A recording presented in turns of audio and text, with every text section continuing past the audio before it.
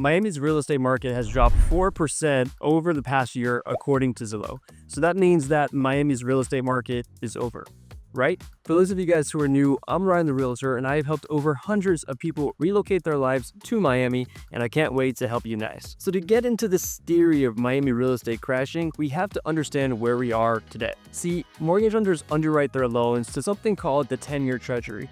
But why is that important? Most lenders assume that an average homeowner is going to either stay or leave or refinance their house in 10 years. So they use the 10-year treasury as a benchmark. As of the recording of this video in August 2025, the 10-year treasury sits at around 4.5%. But a lender wouldn't give you an interest rate at 4.5% when they can invest their money in the 10-year treasury at 4.5%, no risk. So factor in an extra 2%, and now we're all in at around 6.5%.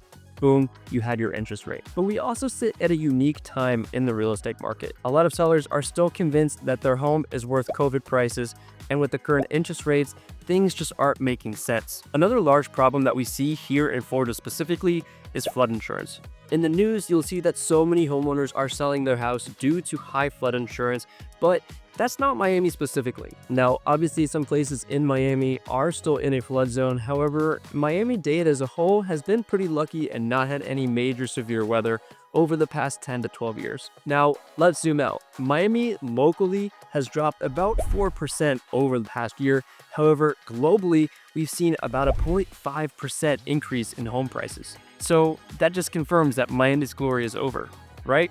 Well, not so much. Well, according to the World Property Journal, property prices in Miami have dropped about 20.2%, with condos being about 25.4% and single-family homes being about 14.1%. But in Miami, condominiums, especially older ones, are under pressure. New building safety standards post-Surfside collapse have imposed severe repairs, assessments, and squeezing property owners and deterring buyers. As a result, condominiums are lagging and more buyers are steering their positions towards single-family homes. In June 2025, single-family prices have rose year over year to 3.8%, according to the Miami Association of Realtors. But these properties have taken a little bit longer to sell and have higher days on market. However, Miami still has strong demand for luxury and waterfront properties and continues to support price stability. Some of those being Venetian Island, Palm and Hibiscus Island, North Bay Village, just to name a few.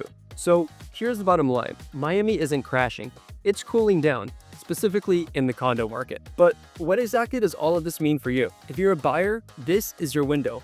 Inventory is high, multiple offers are near gone, and sellers are more motivated to sell their property. Look preferably for condominiums about 2010 and above, or if you're looking for new construction or off-plan projects, get them before they even start construction so you get a better price. If you're a seller, pricing smart matters. Days on market are high because buyers have options, and the more days that your property is on the market, the lower the offer price that you might get. For investors, weigh condominium purchases carefully. Older buildings carry liability, while single-family homes, particularly in stable neighborhoods, remain reliable. Now, obviously, every Miami neighborhood is not created equal, so if you want to learn which Miami neighborhood is the best fit for you, I'll see you in the next video.